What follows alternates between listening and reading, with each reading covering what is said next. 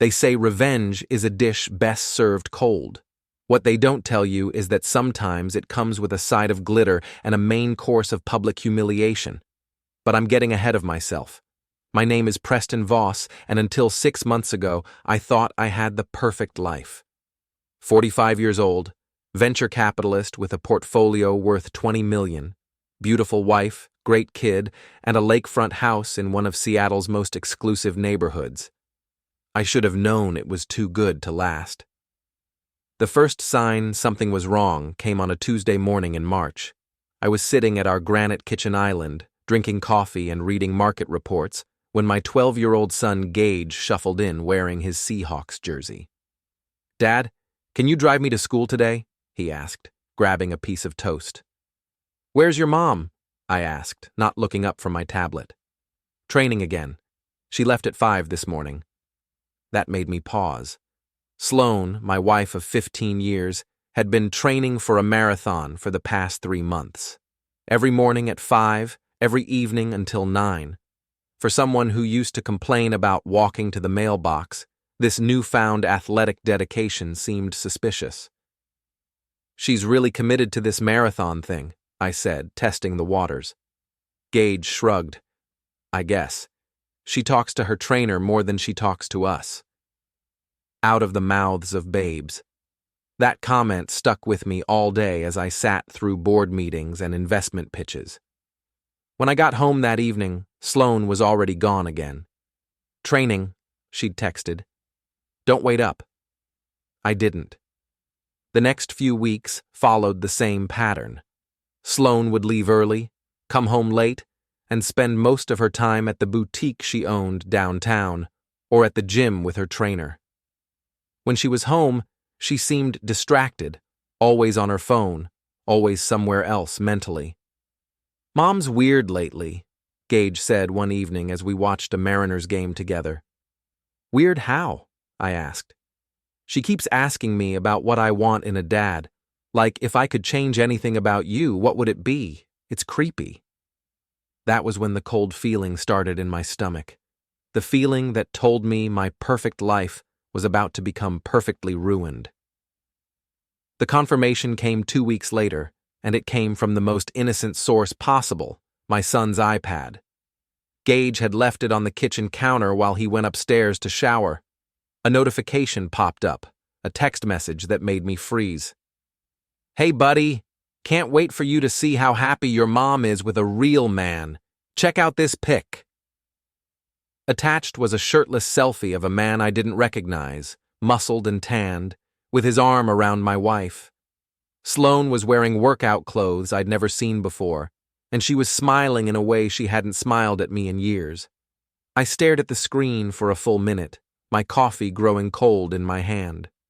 The sender was listed as Troy Iron Jensen. Even his name sounded like a protein shake.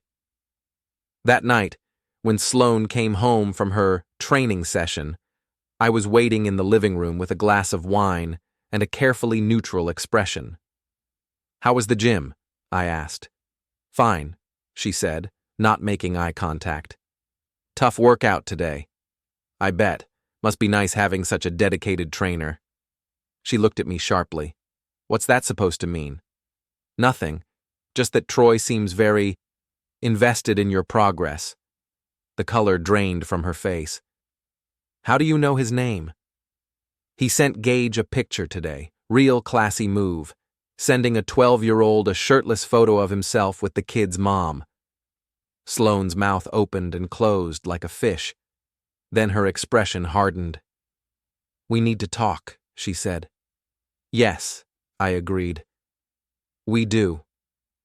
What followed was the most devastating conversation of my life. Sloane didn't deny the affair.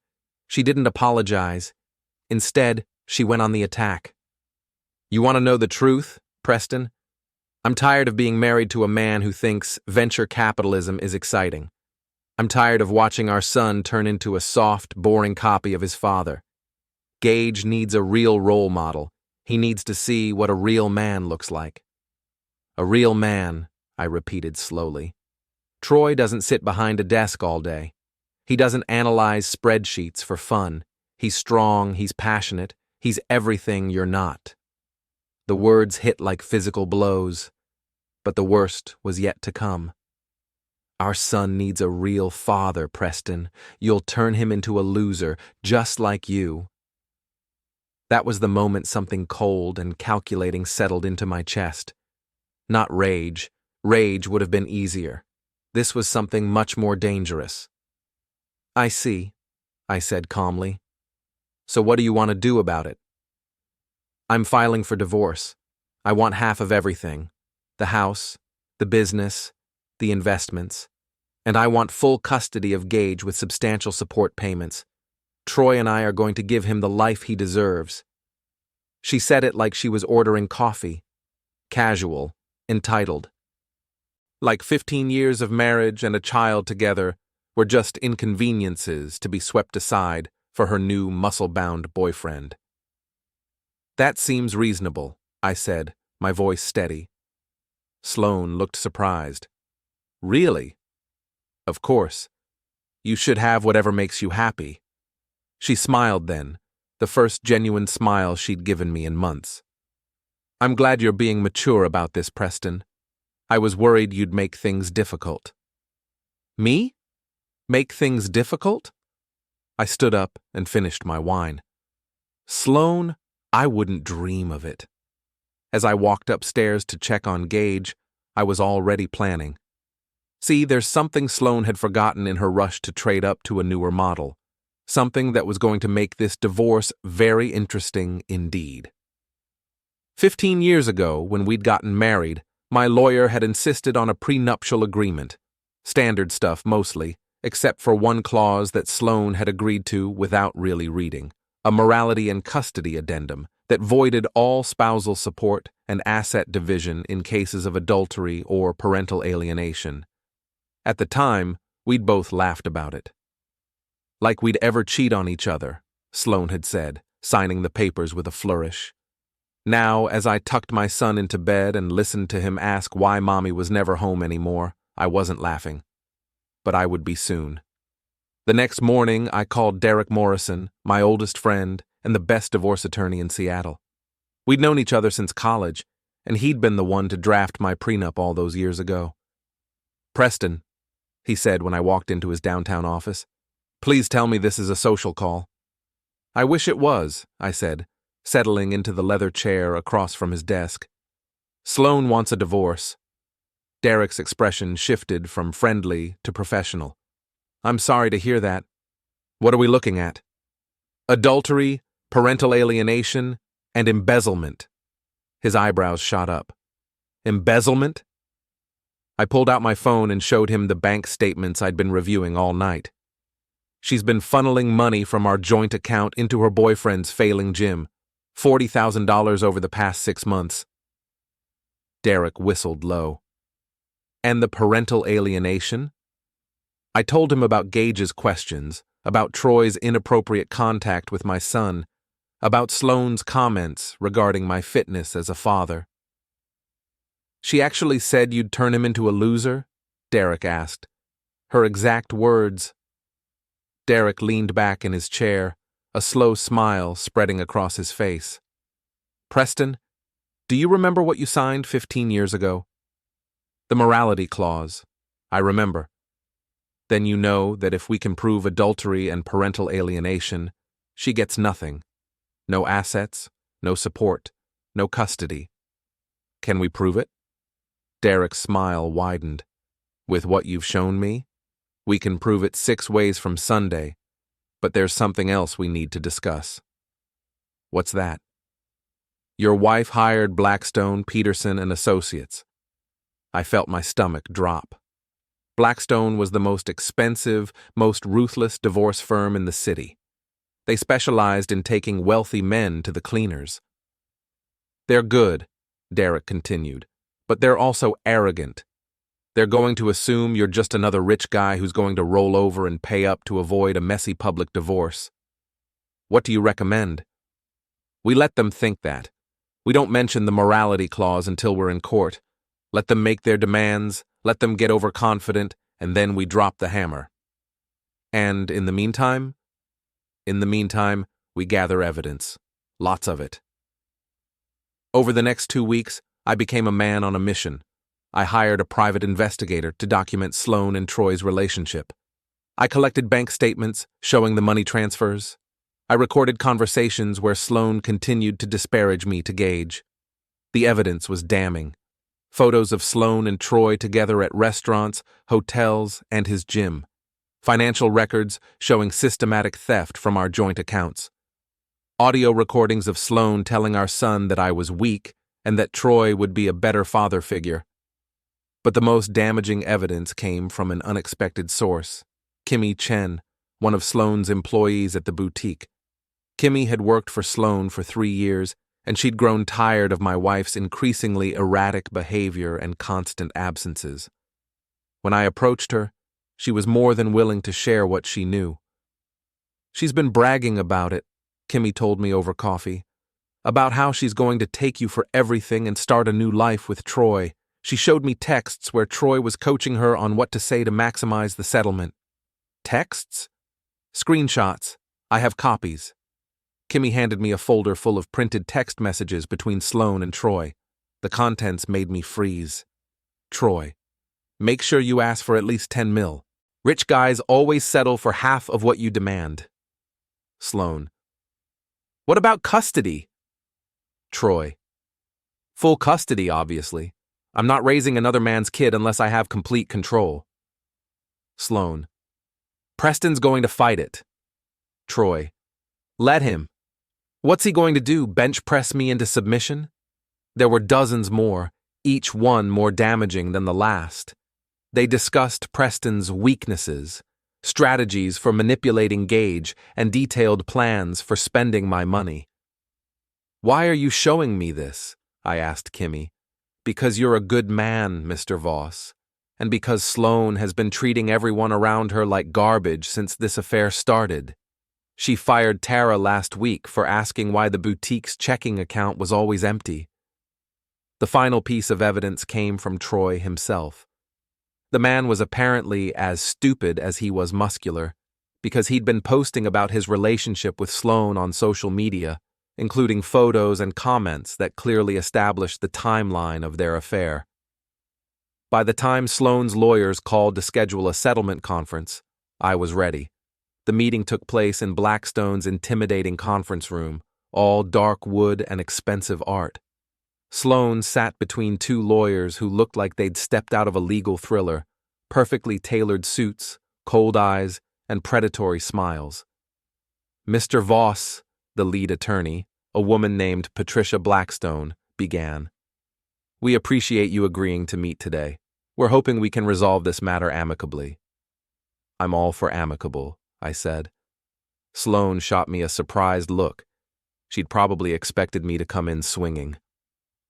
"Excellent," Blackstone continued. "Given the length of your marriage and your respective contributions, we believe a 50-50 split of all assets is appropriate. That would include the house, your business interests, and all investment accounts." Derek made a note on his legal pad, but said nothing. "Additionally," Blackstone's partner chimed in, "given Mrs. Voss's role as primary caregiver and her need to maintain stability for your son, we're requesting full custody with supervised visitation for Mr. Voss." I felt my jaw clench, but kept my expression neutral. "Finally," Blackstone said, "we're requesting spousal support in the amount of $15,000 per month, along with child support of $5,000 monthly." Derek looked up from his notes. "Is that all?" Blackstone smiled.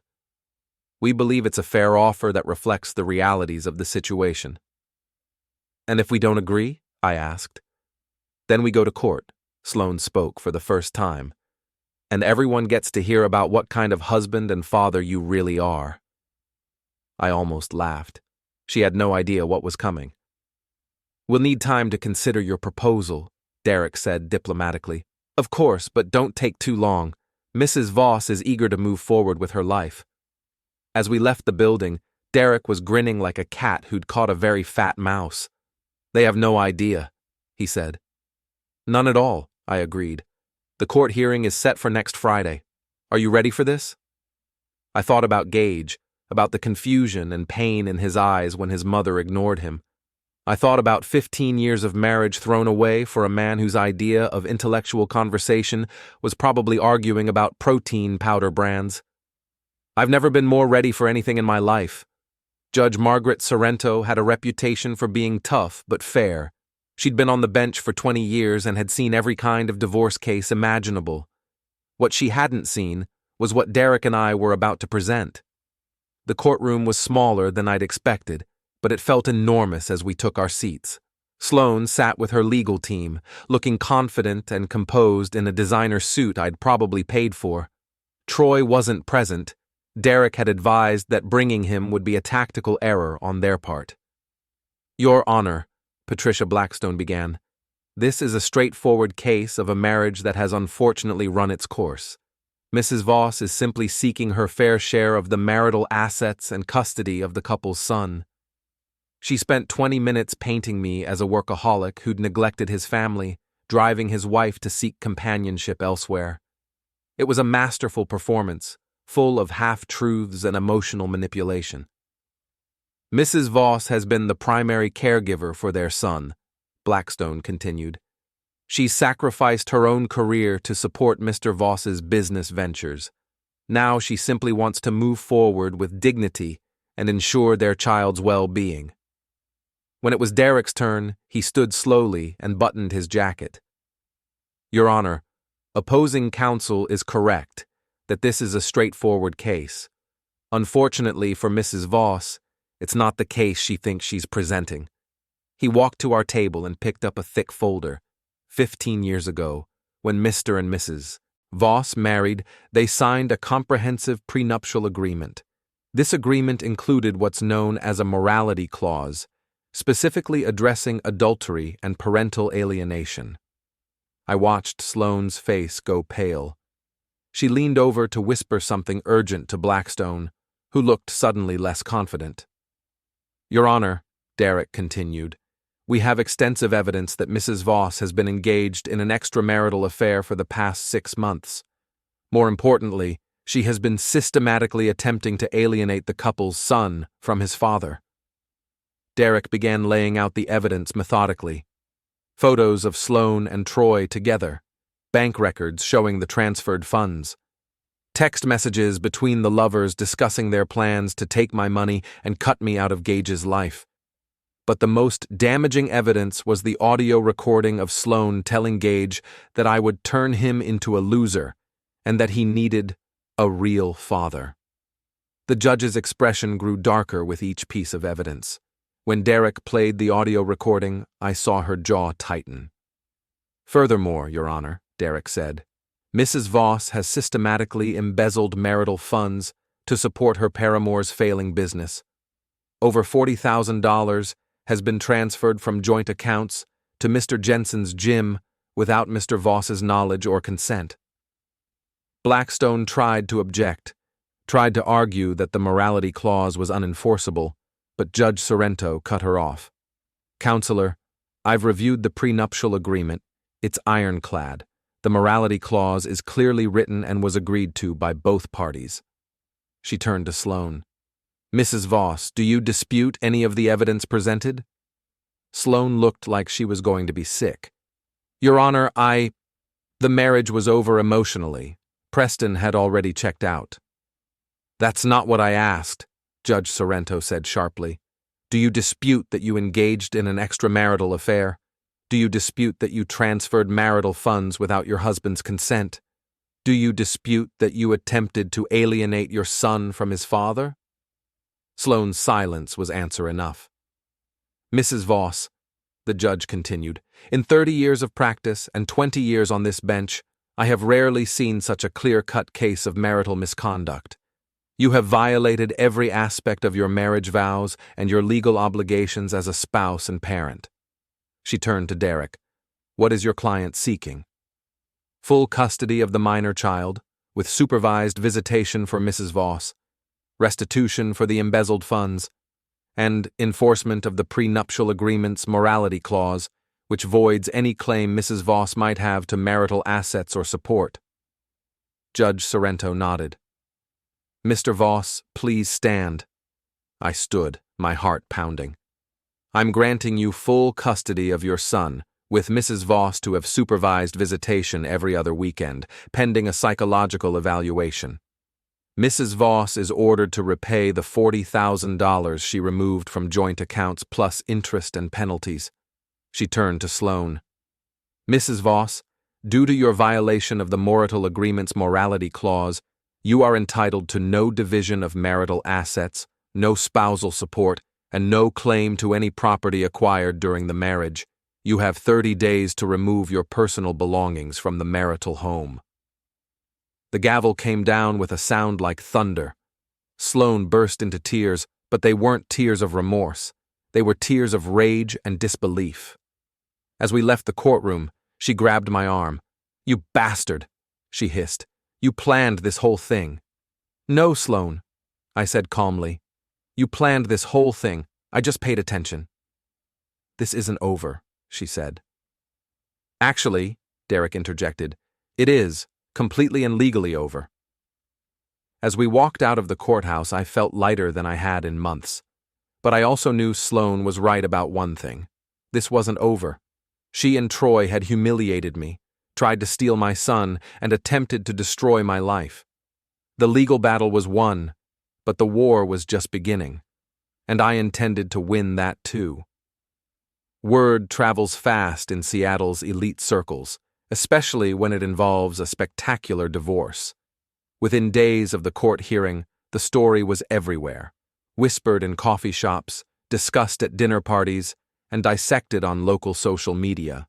Sloane had built her identity around being the perfect wife and mother, the successful boutique owner, the social butterfly everyone wanted to be friends with. Now that image was crumbling in real time. I wish I could say I felt bad about it. I didn't. The first crack in Sloane's social armor came from an unexpected source, Marnie Walsh, her best friend and biggest supporter. Marnie had been Sloane's maid of honor, Gage's godmother, and the first person to defend Sloane when rumors of the affair started circulating. That changed when Kimmy shared some additional text messages she'd found. You need to see these, Kimmy told me, sliding another folder across the table at our usual coffee shop. The messages were between Sloane and Troy, but these were different. These were about Sloane's friends. Sloane, Marnie's getting suspicious. She keeps asking why I'm never available. Troy, so dump her. She's a boring suburban mom anyway. Sloane, you're right. I'm so tired of pretending to care about her stupid book club and her husband's golf stories. Troy, what about the others? Sloane, the whole social circle is pathetic. Jennifer thinks she's so sophisticated because she went to Europe once. Sarah's marriage is a joke. Her husband's probably cheating too, but she's too stupid to notice. I can't wait to be done with all of them. There were dozens more, each one more vicious than the last. Sloane had systematically torn apart every woman in her social circle, mocking their marriages, their children, their appearances, their intelligence. How did you get these? I asked Kimmy. Sloane forgot to log out of her iCloud account on the boutique's computer. Everything synced automatically. I stared at the messages, feeling a plan forming. Kimmy, how would you like to help me with a little social media project? That weekend, I created an anonymous blog called Seattle Secrets. The premise was simple, a place for people to share anonymous stories about the city's social elite. The first post was a carefully edited collection of Sloane's text messages, with names changed but enough details left in that anyone in our social circle would know exactly who was being discussed. The response was immediate and devastating. Marnie was the first to call me. Preston, I just saw the most horrible thing online. Please tell me these aren't real. I'm sorry, Marnie, I wish I could. She said I was boring. She said my marriage was pathetic. We've been friends for 15 years. I know. I'm sorry you had to find out this way. Where is she? I need to talk to her. Last I heard, she was staying at Troy's apartment. That conversation was repeated a dozen times over the next week. Jennifer, Sarah, the entire Ladies of the Lake social group They all called, all furious, all feeling betrayed by the woman they'd considered their friend. But the real damage came when someone, and I honestly don't know who, shared the blog post to the neighborhood Facebook group. Seattle's elite neighborhoods are small worlds where reputation is everything. By Tuesday morning, everyone in our social circle had seen Sloane's true feelings about them. The woman who'd been invited to every party, every charity event, every social gathering, was suddenly persona non grata. The boutique suffered immediately. Sloane's customer base was built largely on her social connections, and those connections were severing themselves as fast as possible. Within a week, 3 major clients had canceled their accounts, and foot traffic had dropped by 60%. I might have felt sorry for her if she hadn't tried to destroy my relationship with my son. The situation escalated when Troy decided to make things worse. Apparently, he thought the solution to their problems was to confront me directly. I was leaving Gage's soccer practice on Thursday evening when I found Troy leaning against my car. He'd clearly been working out. His gym clothes were soaked with sweat, and his muscles were pumped up for maximum intimidation effect. "We need to talk," he said. "Do we?" I replied, clicking my key fob to unlock the car. "You think you're real smart, don't you? Destroying Sloane's life with your lawyer tricks." "I didn't destroy anything, Troy. I just presented the truth in court." "The truth?" He stepped closer, trying to use his size to intimidate me. "The truth is that Sloane was miserable with you. The truth is that you're a weak man who hides behind money and lawyers." I looked at him calmly. Troy was everything Sloane had said, muscular, confident, physically imposing. He was also, I was beginning to realize, profoundly stupid. "You're right," I said. "I am weak. I hide behind money and lawyers. But you know what's weaker, Troy?" "What?" "A man who seduces another man's wife and then tries to turn his child against him." Troy's face flushed red. "That kid needs a real father figure." "And you think that's you? A man who owns a failing gym and lives off stolen money?" "I don't live off stolen money." "Really? Where do you think the $40,000 Sloane gave you came from?" Troy's mouth opened and closed like a fish. Clearly, Sloane hadn't mentioned that particular detail. "That's right," I continued. "Every dollar she gave you was stolen from our joint account. Technically, that makes you an accessory to embezzlement." "You're lying." I pulled out my phone and showed him the bank records Derek had prepared for court. "These are the transfers, Troy. $40,000 from our account to yours. The court has already ruled it was theft." Troy stared at the screen, his face going pale under his tan. "Here's what's going to happen," I said, my voice calm and steady. "You're going to stay away from my son. You're going to stay away from me. And if you're smart, you'll start looking for a new girlfriend, because Sloane is broke and unemployable." "You can't threaten me," Troy said, but his voice lacked conviction. "I'm not threatening you, Troy. I'm educating you. The difference is that education is legal." I got in my car and drove away, leaving him standing in the parking lot. In my rearview mirror, I could see him pulling out his phone, probably calling Sloane to ask about the money. That night, Gage and I ordered pizza and watched a movie. For the first time in months, my son seemed relaxed and happy. "Dad?" he said during a commercial break. "Yeah, buddy." "I'm glad Mom's not here anymore." The simple honesty of that statement broke my heart and filled me with rage at the same time. Sloane had done this. She'd destroyed our family, traumatized our son, and for what? A man who was already looking for an exit strategy now that the money was gone. "Why, Gage?" "Because when she was here, you were always sad, and she was always angry. Now you smile again." I hugged my son tightly, making a silent promise that I would never let anyone hurt him like that again. But I wasn't done with Sloane and Troy yet, not even close. The end came faster than I expected, and it was more satisfying than I could have imagined. 2 weeks after my parking lot conversation with Troy, Kimmy called with interesting news. "They're fighting," she said. "Sloane and Troy. She came into the boutique this morning crying. Apparently, he's been asking a lot of questions about money. What kind of questions? Like where her money went, why she can't pay his gym's rent, and whether she has any rich friends who might be interested in personal training sessions. I almost laughed. He's looking for his next mark. That's what I thought. But there's more. Sloane's been calling her old friends, trying to apologize, trying to get back into their good graces. It's not going well. I can imagine. She asked Marnie to lunch yesterday. Marnie told her to go to hell. The image of Sloane, desperate and alone, trying to rebuild the bridges she'd burned, should have made me feel sympathetic. It didn't. There's something else, Kimmy continued. She's planning something. She's been asking questions about your schedule, about where you go, when you're home. I think she's planning to confront you. That evening, I made sure all the security cameras around my house were working properly. If Sloane wanted a confrontation, I was going to be ready for it. I didn't have to wait long. Saturday morning, I was in my home office reviewing investment reports when the doorbell rang.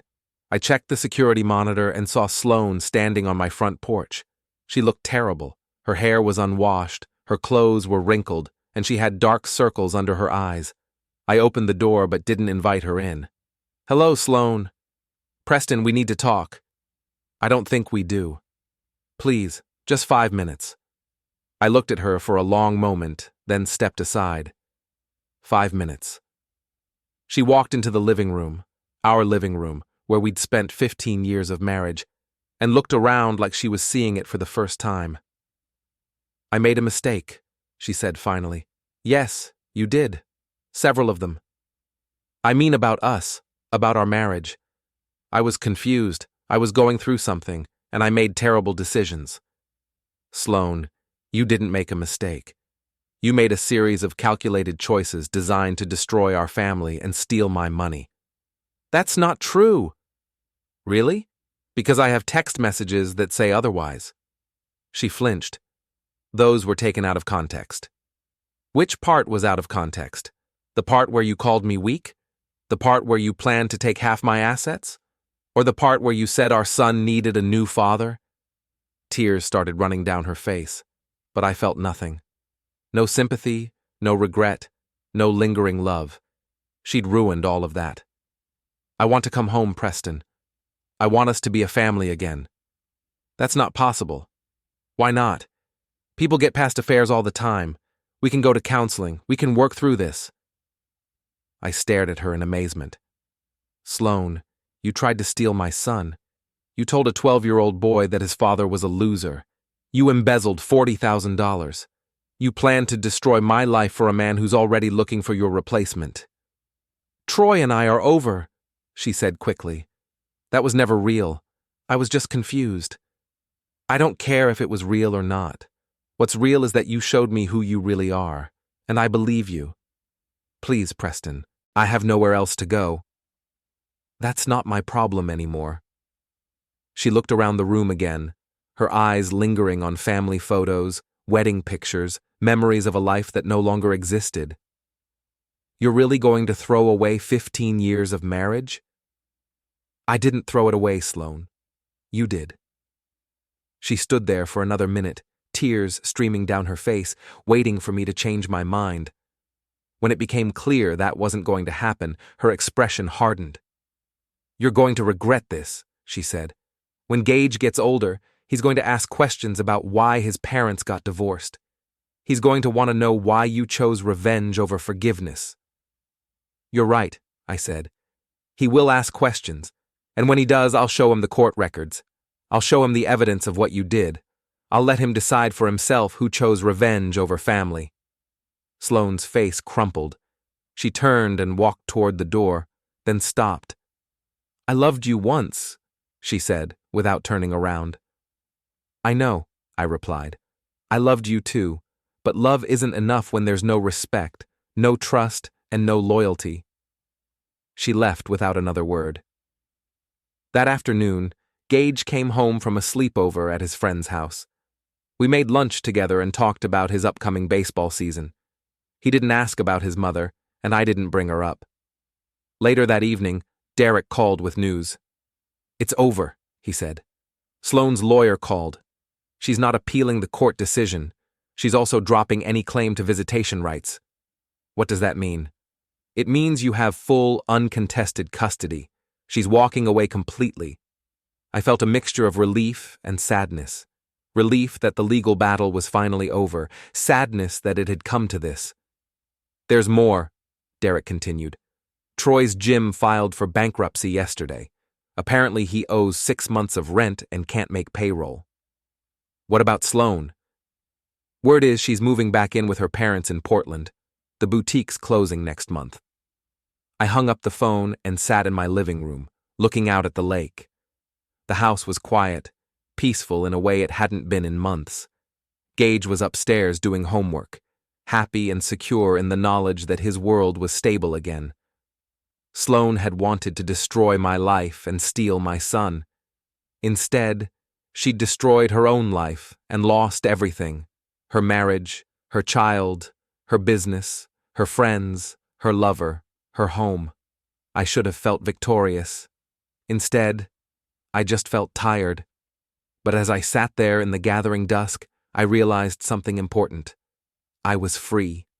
Free from the lies, the manipulation, the constant tension of living with someone who didn't respect me. Free to be the father Gage deserved, without interference or sabotage. Free to build a new life based on honesty, loyalty, and love. The next morning, I woke up to the sound of Gage laughing at something on TV. I made coffee, read the news, and planned our day. We were going to the Mariners game, just the two of us, father and son. As we drove to the stadium, Gage asked, "Dad, are you happy?" "Yeah, buddy," I said, and realized I meant it. "I'm happy." "Good," he said. "You deserve to be happy." Out of the mouths of babes. 6 months later, I ran into Marnie at the grocery store. She told me that Sloane was working as a receptionist at a dental office in Portland, living with her parents, and that Troy had moved to California to try his luck as a personal trainer to the stars. "Do you ever miss her?" Marnie asked. I thought about it for a moment. "I miss who I thought she was," I said finally, "but I don't miss who she actually turned out to be." Marnie nodded. "She destroyed so many friendships, hurt so many people. I still can't believe some of the things she said about us." "People show you who they really are eventually," I said. "The smart thing is to believe them." That evening, Gage and I were working on his science project when he looked up and said, "Dad, I'm glad it's just us now." "Me too, buddy. Me too." And I was. Sloane had tried to destroy my life, but in the end, she'd only destroyed her own.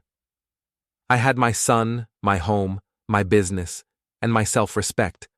She had nothing but the consequences of her own choices. It wasn't the ending I'd planned when I got married 15 years ago, but it was the ending I deserved, and more importantly, it was the beginning Gage and I deserved. Sometimes the best revenge isn't elaborate or dramatic. Sometimes it's just living well, being happy, and letting the people who wronged you face the natural consequences of their own actions. Sloane had wanted a real man. She'd ended up with nothing. I'd wanted a real family, and I'd found it. Just me and my son, building something honest and strong from the wreckage of her betrayal.